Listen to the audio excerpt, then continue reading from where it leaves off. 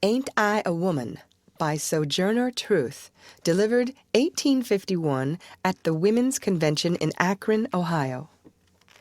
Well, children, where there is so much racket, there must be something out of kilter. I think that twixt the negroes of the South and the women at the North all talking about rights, the white men will be in a fix pretty soon. But what's all this here talking about? That man over there says that women need to be helped into carriages and lifted over ditches, and to have the best place everywhere.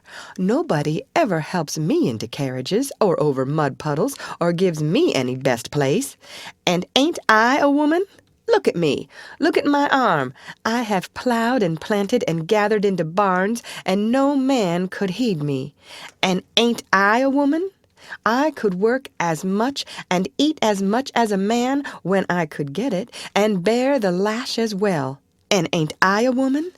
I have borne 13 children, and seen most all sold off to slavery, and when I cried out with my mother's grief, none but Jesus heard me. And ain't I a woman? Then they talk about this thing in the head. What's this they call it? Member of audience whispers, intellect. That's it, honey.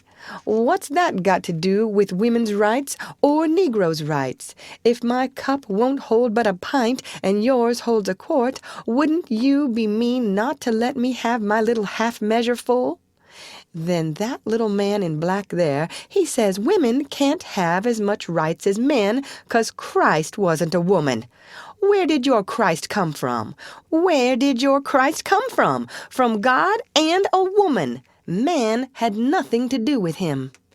If the first woman God ever made was strong enough to turn the world upside down all alone, these women together ought to be able to turn it back and get it right side up again. And now they is asking to do it, the men better let them. Obliged to you for hearing me, and now old Sojourner ain't got nothing more to say. The end.